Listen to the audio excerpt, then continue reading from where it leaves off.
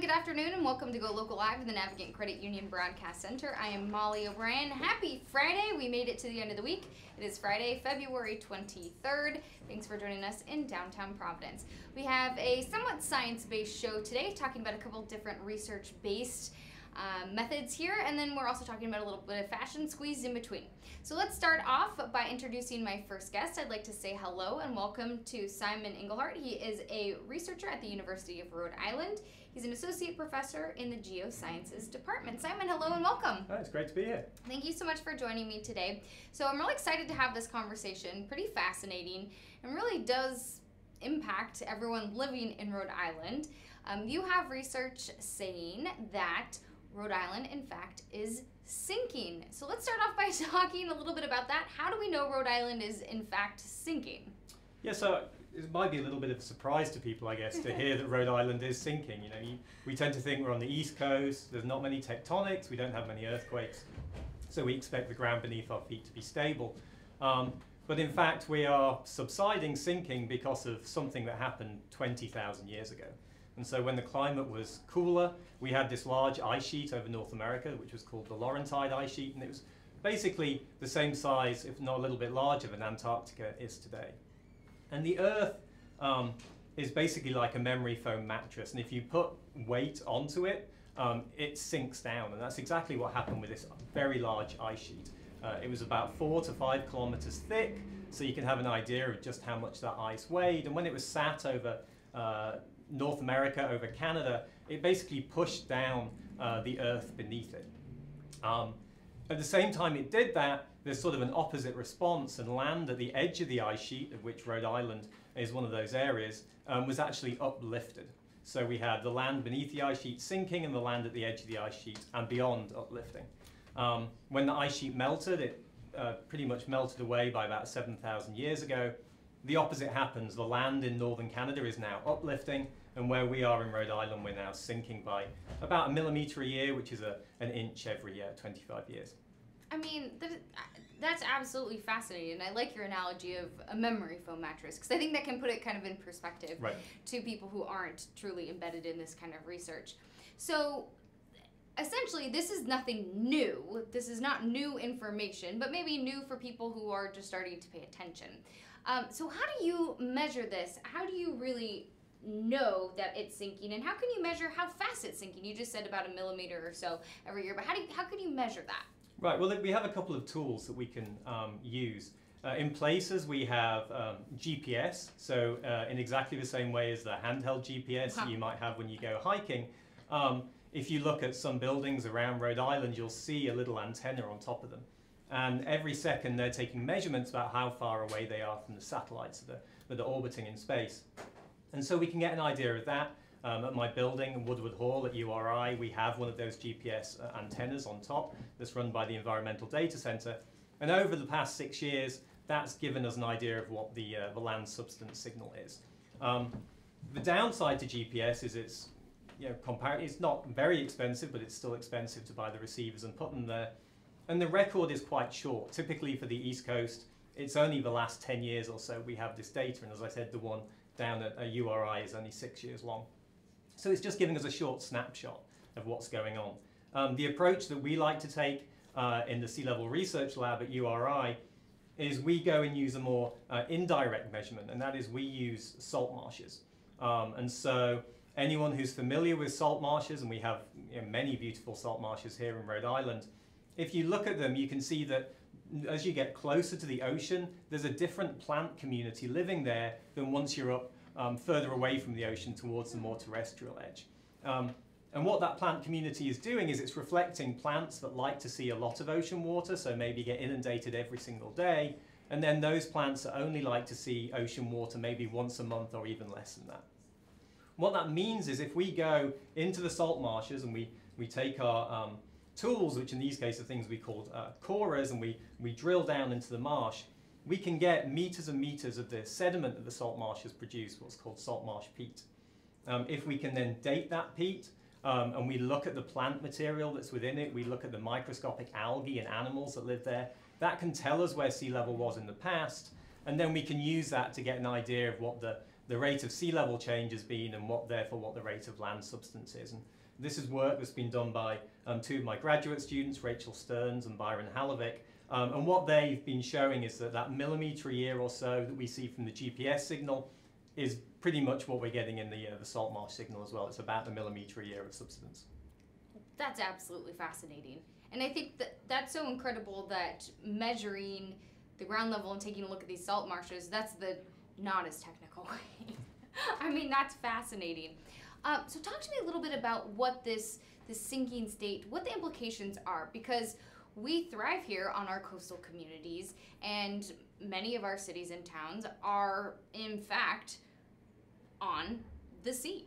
Right. We're surrounded by water here. We are the ocean state. So what are the implications of the sinking state mean for us? Yeah, well, I mean, I can imagine those watching at home have probably heard a millimetre a year, an inch every 25 years, and think, well, that doesn't really sound like a whole lot. And I can certainly understand that line of reasoning. The best way to kind of put it into perspective is that the cities of Providence and Newport were founded almost 400 years ago.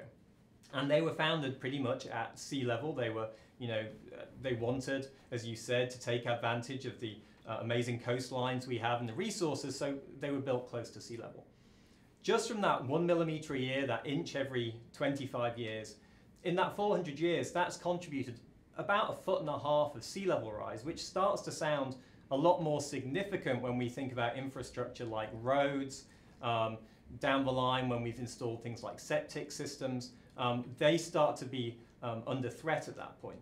Then compound that by adding on the sea level rise we're getting from anthropogenic warming of the climate by our emissions of greenhouse gases, and you're starting to look at more like 3 feet of sea level rise since those cities were established. And as things currently look, the rate of sea level rise looks to be accelerating as we go forward into the future. And so some of the impacts that we're seeing already from nuisance flooding, or you might hear referred to as sunny day flooding, where you come out to a parking lot and your car's now a foot underwater on a perfectly clear, warm day, those problems are just going to get worse and worse as we go forward.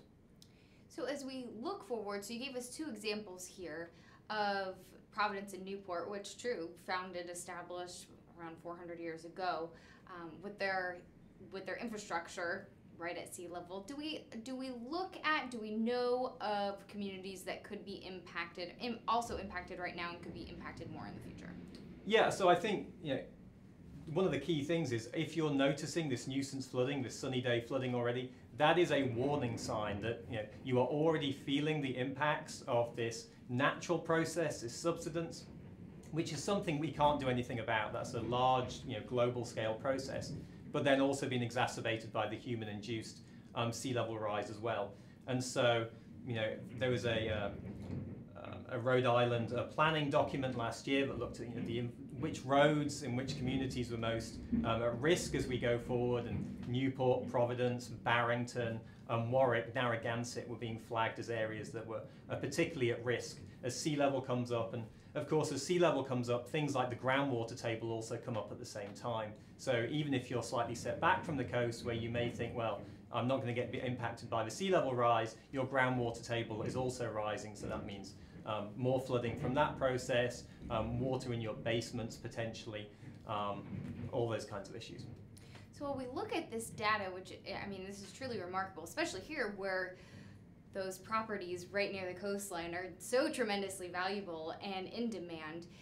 We can't control what's happening with our state sinking, and we're also looking at much more new evidence being presented of sea levels rising. So just recently, research was published that shows climate change driven accelerated sea level rise detected by satellite images, which was super interesting. So how is that data important and impactful? Right, so we have these instrumental measurements that we can use to get at sea level. So the one that probably people are most familiar with is tide gauges. We have a tide gauge in Newport, we have a tide gauge in Providence. And so the Newport tide gauge shows about 2.7 millimeters a year of sea level rise. That's an inch about every decade. Tide gauges have their limitations though. They have to be attached to solid ground, and therefore they're generally at the coast. And there's only a few examples globally where we can get them out into the open ocean because they're on oceanic islands. Since 1992, we've had the ability to use satellites to measure how sea level has been changing, and this is from a series of joint European and US missions. The first one was called TOPEX Poseidon, and since then there's been Jason 1, Jason 2, and now Jason 3 flying. They give us an advantage in that they can measure almost near global coverage of what the ocean is doing, and so we can look out into the open ocean and see how it's changing. And they work by using essentially they're a pulse of radar energy that they send down to the ocean surface, and because we know the speed at which that energy travels, if we time how long it takes to hit the surface and bounce back to the satellite, we know where the satellite is and we can measure what sea level is doing over almost the entire ocean. And so that's been running since 1992, which is a 25-year time period. And that just gets us to the stage where now we can start to look for accelerations within that data. And that's what this new paper from Steve Nerem and colleagues that was published last week does. And what they conclude, importantly, is that sea level rise does appear to be accelerating within this 25-year record, suggesting that the average rate that they measured over that 25 years, which is about 3 millimeters per year, is getting faster. If that 3 millimeters a year was not getting faster, that would suggest about a foot of sea level rise by the end of the century, just from the ocean volume component. They're suggesting now, with the acceleration, if it remains as it is, about 2 feet. And perhaps most importantly, what they conclude is there's less than a 1% chance that there is no acceleration within that record. So it's very, very likely we are seeing an acceleration in the rate of sea level rise, and they conclude that it looks to be coming from increased melting of the Greenland ice sheet and the Antarctic ice sheet. And so this is data-driven evidence. It is. Data-driven evidence. So whether or not people want to believe it or not only are we seeing it here within our community, but now there's evidence that you can look, you can see it. There are pictures to go to show it. And so that was research that was recently published. We also have new research that came out this week, a new study published in Nature Communications talking about our commitment to emissions and how that connection to future sea level rise really might not be enough. Can you talk to me a little bit about that? Sure. So many of the listeners may have heard of the Paris Agreement for good or bad reasons. And what the Paris Agreement aims to do, which is a very valuable goal, is to try and keep our temperature much below 2 degrees Celsius above pre-industrial levels. And that's a level where it's thought that a lot of the impacts of climate change are going to become particularly severe once we get above 2 degrees C. So they want to keep it much below that, and ideally around 1.5 degrees Celsius above those pre-industrial levels. What this new paper in Nature Communications wants to look at is if we can follow the Paris Agreement, which is essentially to get us to net zero greenhouse gas emissions as soon as possible, what does that kind of mean for sea level rise by 2300? And the issue is that there are lags in the system. So even if we stop emitting greenhouse gases, we get to this net zero emission. Even if temperature starts to fall, sea level rise continues because of these lags in the system. And what they showed for, what are fairly optimistic situations, because we're in no way, shape or form following, on track to meet the Paris Agreement's goals at this point, is that by 2300, we're still looking at probably somewhere on the order of about 2 feet to about 4 feet of sea level rise for the median range, with some scenarios suggesting maybe as much as 5 meters, which is about 15 feet. But also the kind of idea that, well, maybe this is all baked in and there's nothing we can do about it, so why bother, actually is quite a dangerous idea, because they show for every 5 years that we delay getting to peak emissions and starting to have our greenhouse gas emissions declines, adds about 20 centimeters of sea level rise by 2300 for the median, so the middle of the estimates, and perhaps as much as a meter for every 5 years that we delay on those extreme ends, which are dependent on things like the Antarctic ice sheet suddenly being much more unstable than it is today. 5 years is not that much. So.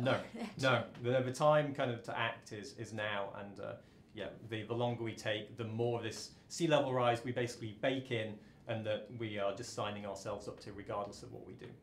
So that is a dramatic amount of rising sea level change. So again, like you said, the time to act is now. The implications for this are dramatic, and we are obviously a coastal state, but those implications could really wipe out several major cities, not only within the United States, but around the world. So is that alarming to politicians, to researchers like yourself, I mean, what comes next when we have this kind of research? I mean, it certainly should be alarming. I mean, if we look at our, just the community here in Rhode Island, if we start getting to those extreme rates of sea level rise, and we could be looking at upwards of, an inch every couple of years for these kind of estimates, we have to accept, if that's what happens, that we're going to lose a lot of our critical natural environments. So things like salt marshes, which are such vital nurseries for our ocean life, which provide protection from storm surges when we have hurricanes and winter storms blowing through, they're not going to be able to maintain pace with that rate of sea level rise. And work that was done by the Coastal Resources Management Council here using a model of marsh migration showed that under 5 feet of sea level rise, we lose a significant amount, something on the order of about 90% of our salt marshes, and that's going to have a huge impact on the bay and how we're able to deal with some of the impacts that come with enhanced sea level rise in the future under climate change. And for cities, just trying to think of how to deal with those levels of sea level rise, as you say, is kind of mind-boggling, and it really probably requires some thinking out of the box for our coastal cities, and those that, like perhaps New York, where you can afford to spend that kind of money, perhaps isn't the case for a city like Providence or Newport. Definitely thinking outside of the box. Talk to me a little bit about, you mentioned a few times, working on in that research with salt marshes. Do you think we might be able to find answers for these kind of problems within salt marshes? Well, I think one of the potential answers we can get from the salt marshes is just how sea level rise has changed in the past with respect to climate. And if we can get an idea of how it's altered, the climate hasn't been completely stable even over the last 2,000 or 3,000 years. In the Northern Hemisphere, we've had anomalies where it's been slightly warmer or slightly cooler. Colleagues at Rutgers University in New Jersey and Tufts University in Massachusetts, along with work that we've been doing, have been putting together these salt marsh records of sea level rise to say, okay, if it was a little bit warmer, how much do we see the sea level rise rate change? When it's cooler, how much do we see it fall? And we can use that information to get a better idea, hopefully have predictions in the future that are more precise as well as accurate for what sea level is going to be. But one of the big issues with that is there are some real elephants in the room in terms of the large ice sheets and how they're going to respond, and there is increasing evidence that they may become much more unstable as we have processes like the melting of the large ice shelves that buttress particularly the parts of the Antarctic ice sheet, that if they melt, the glaciers will be able to move faster and will melt and will put more water into the ocean. And in particular, the Antarctic ice sheet is a big worry for those of us on the northeast coast of the US. Oh my goodness. Are there things that people who live in these coastal communities can do right now that people need to be thinking about? I know a lot of people like to vacation on the coast, or they own properties that are, or they own restaurants, businesses, that kind of thing, that are right on the coastline. Things that people can do, keep in mind, protect themselves, anything like that? I mean, so Rhode Island, in terms of our management at the coastal level, has been doing a great job about getting information out there about how it's going to change. So there's tools online that have been developed, like storm tools. There's now a newer version coming online called SERI that you can use to go and look at what is your risk. So, put your zip code in, put your street address in, and say, okay, what's it going to look like under a foot of sea level rise, 3 feet of sea level rise, or 5 feet of sea level rise? And I think from what we're seeing from the satellite research, for example, that you want to be thinking of at least a couple of feet of sea level rise, if not more, plus the substance effect, and see, okay, where does that leave me in terms of my property in 25, 50 years, or 100 years? So at least you know what you're potentially going to be dealing with as we move forward with these ever-increasing rates of sea level rise.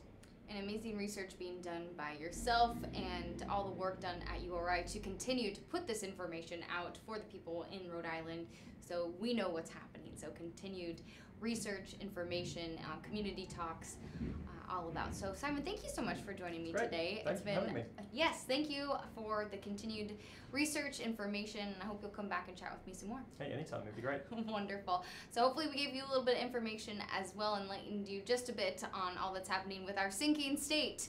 Fascinating. We're going to get set up here for our next guest on Go Local Live. I'm Molly O'Brien. Hang tight with us, please.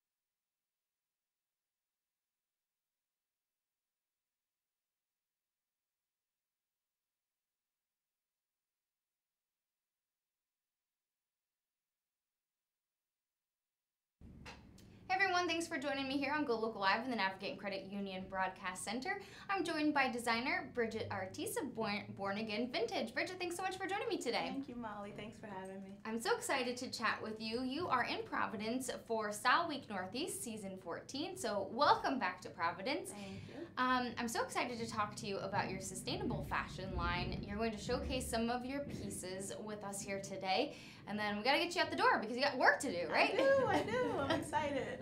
So we're really happy to have you here. Before we get into talking about your background, you are more than just a designer. You're an author, you're a professor, you're a mom. Before we get into all that other good stuff, let's talk a little bit about your clothing and have you showcase some of your pieces for us. Well, I bought two pieces that I'm showing tonight. This beautiful monster, I like to call her. So gorgeous. And basically, it was an alpaca wool blanket. That's and amazing. So what I did was, of course, chop it up and recycle it into a pencil skirt, and then I made this cute crop top. Now the colorful print, this is a vintage, I want to say 70s fabric. I'm just gonna hold it up a little bit higher. So I used the 70s vintage fabric with the alpaca blanket, and together I made this amazingly colorful piece. This is absolutely gorgeous. So this is this new for this year, right? New for this year, absolutely. Talk to me a little bit about how you see pieces and you find pieces. Well, this was a piece donated to me, the colorful piece, and I had it for a long time before I actually used it. And then this I found rummaging through a thrift shop, and it was a vintage alpaca. It was in great condition, and I think it was like $5, you know? So between the both of them, it literally cost me $5. So when I see pieces that grab me like that, I'm really a texture and a pattern person.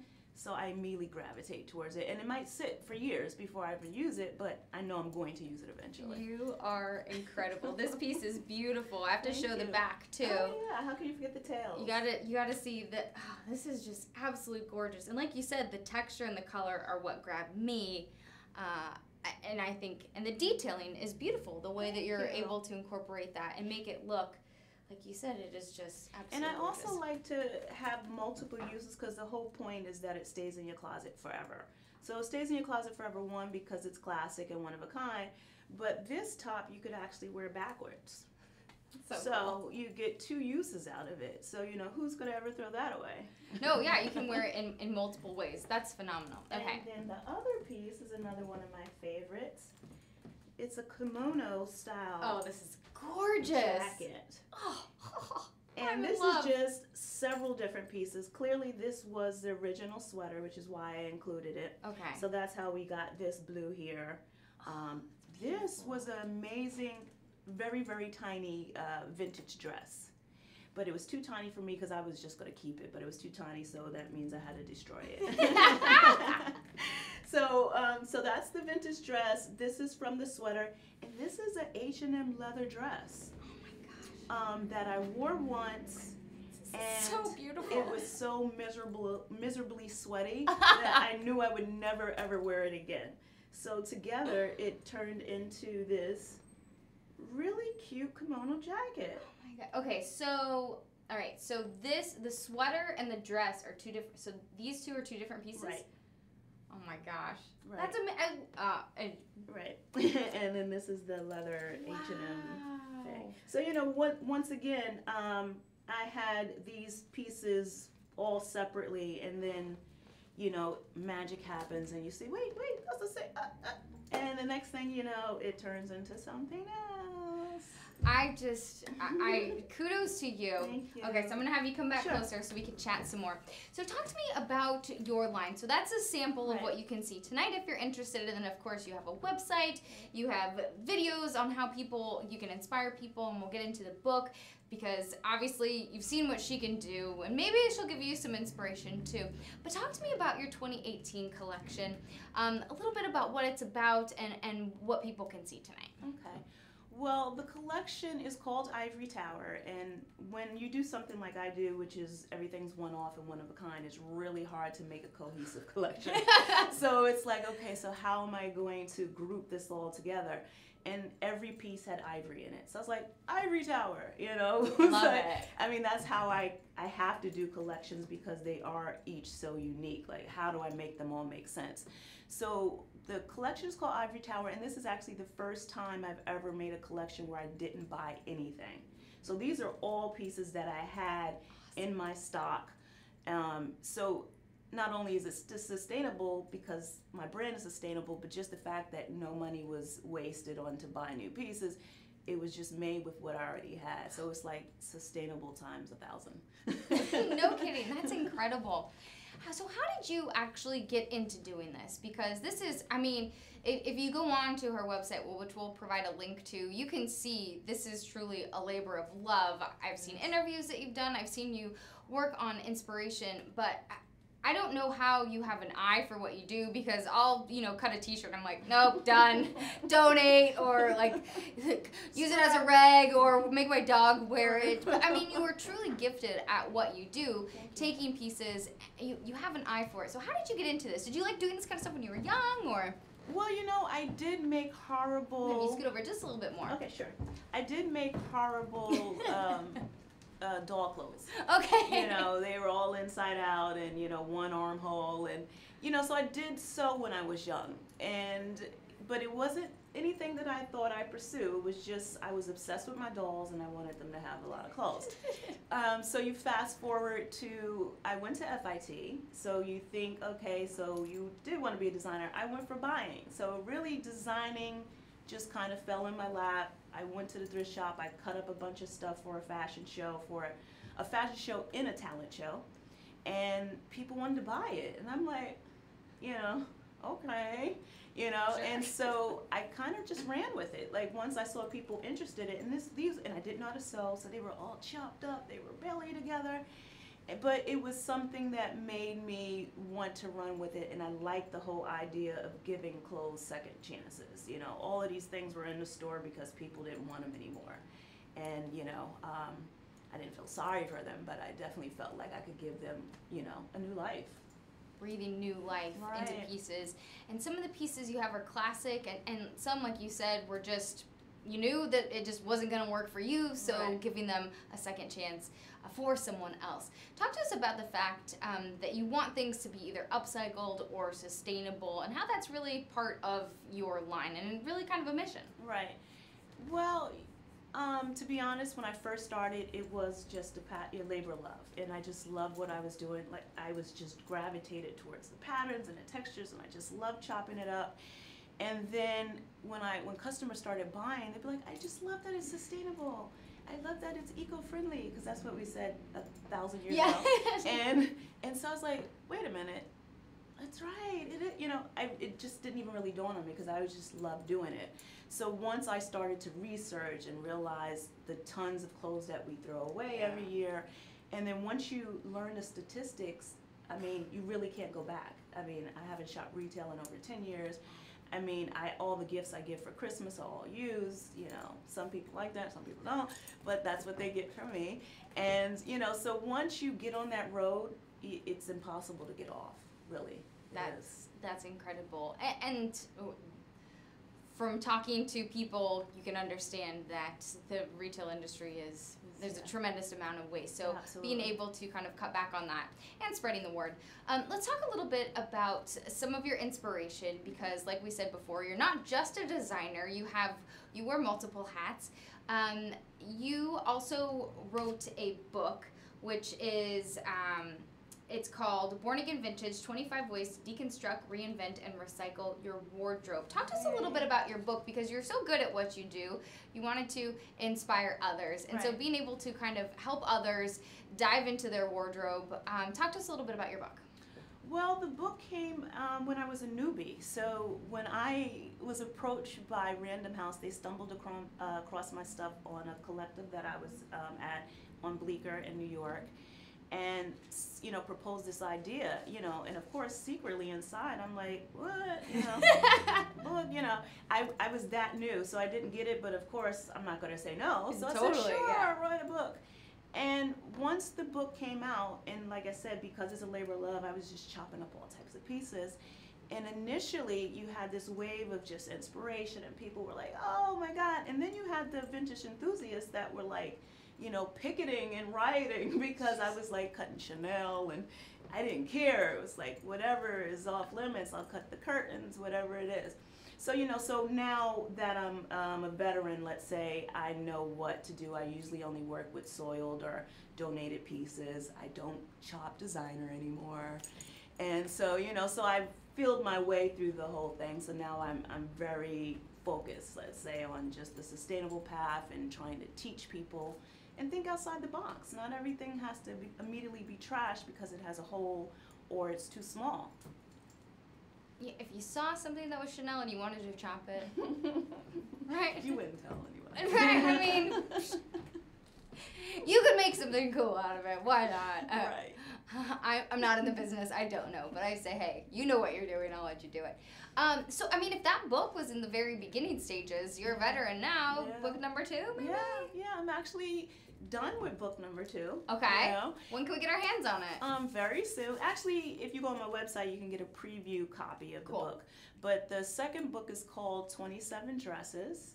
And it's basically an inspirational guide to all that formal wear that we just collect. Oh, cool. The maid of honors, the bridesmaid, the wedding dresses. I cut my wedding dress after I got divorced and made 4 pieces. That's amazing. And sold all of them. So, it's just, like I said, giving people inspiration that you don't have to have that piece sit in the closet forever. There's something you could do with it. So I use 27 dresses, all types of formal party, and just showing you different things that you could do with it. That's cool. I love that idea, because how many people are out there that have prom dresses, bridesmaid dresses, formal cocktail dresses that are like, it doesn't fit, or there's a stain. And every time I go to the thrift shop, I mean, literally it's like a whole wall of wedding dresses or a whole wall. And I'm like, jeez, what can we do with these things? What do we do with them? Oh man, mine are sitting in the basement. That's awesome. I think that's exciting. So my question for you is, though, if people are inspired, people see your line, they want something, or they see what you're doing and they want to do something too, but say they can't, or they're not, maybe they try to connect the dots, but they just can't connect them quite as good. What message do you have for people that are interested in this? Great question, because the class that I teach at FIT is clothing reconstruction, and I would say half the students all feel, well, I can't sew, I can't take the class. I teach hand sewing, and we don't even use sewing machines if you don't know how to use one. Wow. Just to not give you an excuse to say, I can't do it because I don't know how to use a machine. So there is 0 excuses. Right. And just think there's glue guns. I mean, there's a lot of way to upcycle without sewing. All right, so no excuses, No people. excuses. So if you see something, just try it out. Right? And cut it up. Just make sure it's not Chanel.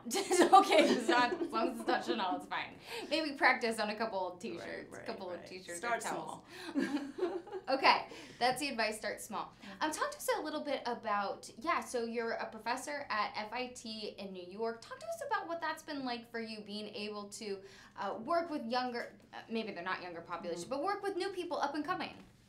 Well, it's really exciting because initially it was only how to build a vintage business. They weren't ready for clothing reconstruction 10 years ago. That's so cool. It is. It's like, That's so cool. we started with how to build a vintage business, and then 7 years ago they were like, okay, I think we're ready for clothing reconstruction. Wow. So once I start teaching that class, and you fast forward from when I started to now, and I would say more than 80% of the class are students from abroad who are pursuing sustainable fashion. Wow. And it gives me chills because now I know a wave is coming because more and more students are taking that and going with that career. So that means, I think in 5 years we'll probably have such a flood of sustainable fashion from amazing designers from all over the world. That's incredible. And I was a part of it. Heck yeah. And you were here, you're talking to us, you're at Providence, you can find her stuff online. My other question for you is, if people want to come see you, do you have a store?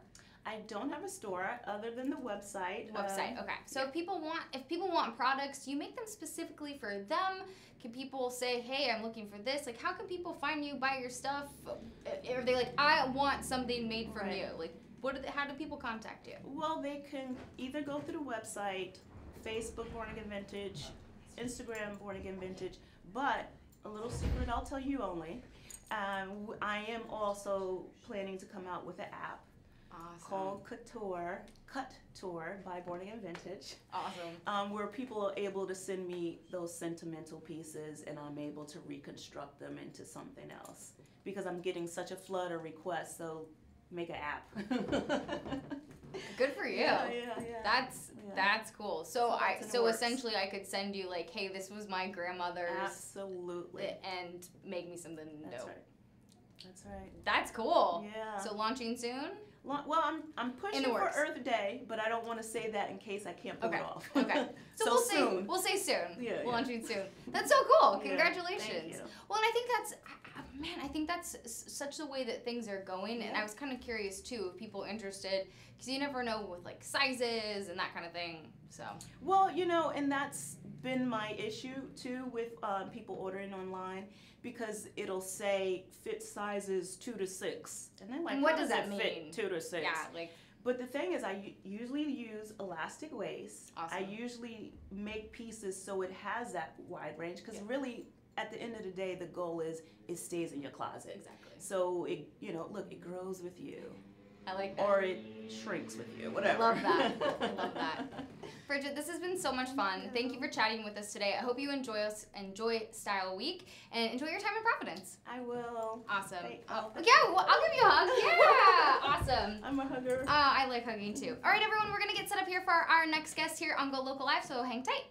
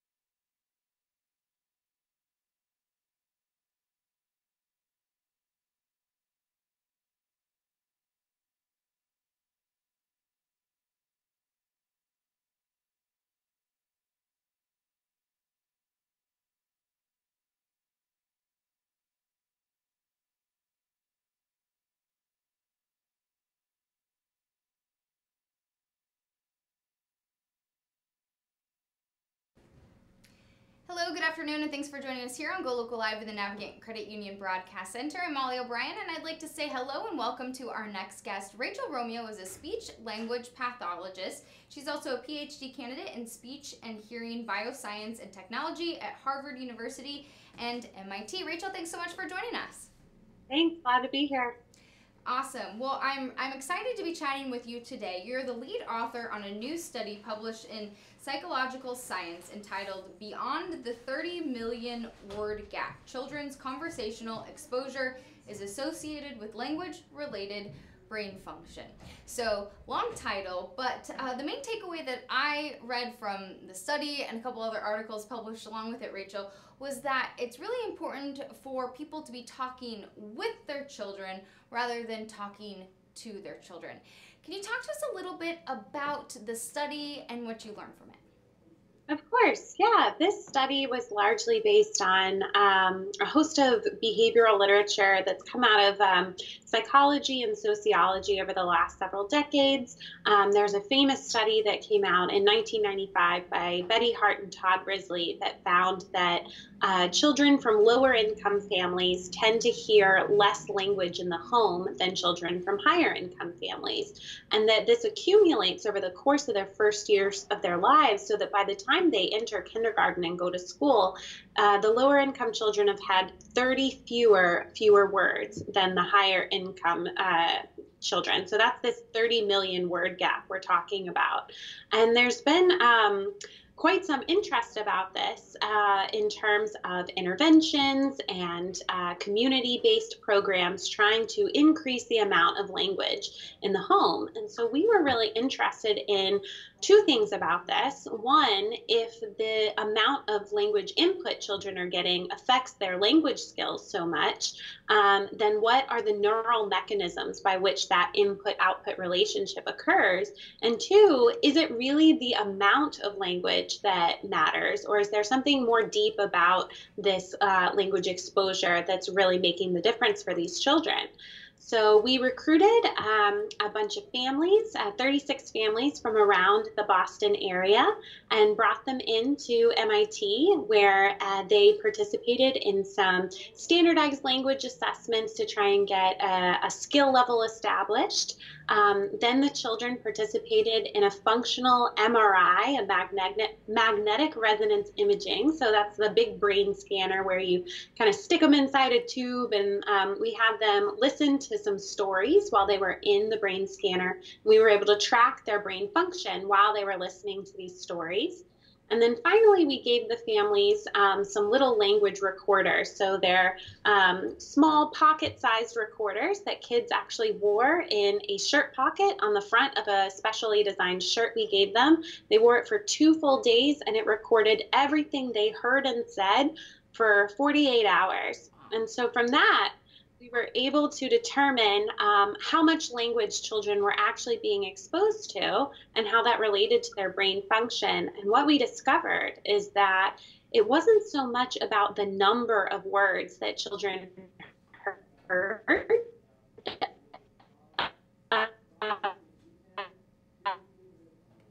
Spoken. So we call this a conversational turn. Where an adult speaks and a child responds, or vice versa, and that the amount of conversational turns children participated in was strongly linked to their brain activation in a key brain region known to influence language, and then that in turn influenced children's language skills. And this was beyond socioeconomic status, so no matter how wealthy or well-off or less well-off a family was, the amount of conversation children experienced predicted their brain function and their language skills. That's incredible that you were able to gather so much data from this.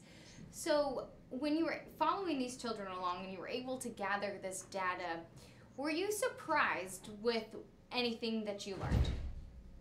We weren't quite sure what we were going to find at all, because there's been so much discussion over this 30 million word gap. We thought it was entirely possible that just talking a lot to your child could be what matters, and it could be just a sheer volume thing. then conversation wouldn't matter as much. And we thought if that was the case, I mean, that makes a good case for, say, technological advances. Kids could just listen to a TV all day and learn everything they needed to know. But we were somewhat heartened by the fact that the opposite was true, and that it really seemed to matter more about this interaction, this parent-child interaction, that mattered for children's skills. So what takeaway can parents, caretakers, educators, anyone who works with children or has children themselves, what takeaway should they have from this new research? Of course. So we like to say that, as you said before, it's not just good enough to talk to your child. You have to really talk with your child. And I know that can sound difficult when you're thinking about a young child. You know, how do you have a conversation with someone who can't, have a deep, influential, debate or anything like that? But a conversation takes many different forms throughout a child's life. So when a child's an infant, a conversation or turn taking can really just consist of exchanging sounds back and forth. They coo at you and you coo back, or maybe you even just make faces at each other. There doesn't even need to be any sound. And as the kids get older, the nature of that conversation changes. So a toddler, you might ask you lots of questions. You can answer them. You can expand on their utterances when they reply. You can ask them questions. And then as kids get a little bit older, then your conversations become a little bit more adult-like, and you can actually discuss things. Kids don't know that something is difficult unless you act like it's difficult. Okay, so really just the word conversations can mean a lot of different things. What you're saying is, as long as that we're having meaningful engagements with children, right? Exactly. Yeah. Another word for it would be turn taking, or even some of the literature calls it serve and return, that if a child serves, you return, and then vice versa. I think this is absolutely fascinating and wonderful. Do you think that as people move forward that, or I guess what you learned from your study, is technology, or can technology play a part in development? So it's an interesting question, because technology is advancing faster than we can even imagine. And now I can have an entire conversation with my smart speaker or my phone, and it can answer a lot of my questions for me. But although we didn't directly test, humans versus machines in this study, the literature does seem to suggest that the importance of a contingent, so time-locked back and forth talking about the same topics, that's necessary for learning to occur. A child can't learn just from passively watching TV. It's possible that they could learn to a certain extent from a machine if it's able to respond in a meaningful, thoughtful way. But as far as we can tell, technology isn't at the point yet where kids can do all 100% of their learning from a machine. It really takes a human for that. I think it's so interesting and probably very helpful for people who are dealing with small children on a daily basis, or are looking to have kids. Or whatever the case may be, looking for ways to help their children advance in the world. Before this, there wasn't much known about the word gap and how it translates to the brain. And you were really looking in the research to kind of find out more information from that. And you looked at children from different socioeconomic backgrounds. You talked a little bit about this, but what can people know if they are thinking about their children from all different types of backgrounds? Yeah, so there is we all know about the achievement gap, and how this is obviously evident in schools, and then more recent research has shown that we can measure achievement gaps in different cognitive domains very, very early in life. And so that's why we find this to be a pretty optimistic finding, that no matter your background, there's a very simple, actionable thing that can be done to improve children's language skills, and actually their brain activity too.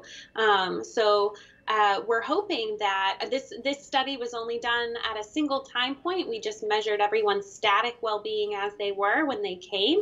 But our next step is going to be to try and measure over time if we try and teach parents how to do more conversations, especially those at risk, the children at risk of having more academic trouble or more language difficulties. If we can increase their language exposure, can we then change the brain actually? Oh, that's fascinating. So that's kind of what I was going to ask you, what comes next with this. So looking at not only the child, but parents and the children moving forward. Yeah, we're actually really interested in not only how children's brains changes, but also the parents too. Because if we're trying to teach the parents how to converse more with their children, it's thinkable that maybe they have a change in their brain themselves. Oh, that's incredible, fascinating, and probably I would wonder too what the brain looks like when it's developing. Maybe not necessarily the language portion, but what other receptors light up, right? Exactly. Yeah. That's fascinating. I'm curious, in this study, or will you possibly look at other areas, multi-languages, studying if you're speaking with children in more than just one language? Absolutely. So that's another part of our, we're starting a new study actually within the next few weeks. And that's our next plan is to look at both monolingual families who speak a single language at home and also bilingual families and look at the interaction and how it is the same or different across cultures and across language practices. And how, if this, what we find from families who are speaking one language is the same for families who speak different languages. So the jury's still out on that one. It's possible that the same brain mechanisms are occurring. It's also possible that there could be an even stronger relationship with conversation and feedback. If a child's learning two different languages, they need a little more feedback to understand that these are two different languages, that they have two different communicative modalities. And so having extra feedback could be even more beneficial for those children.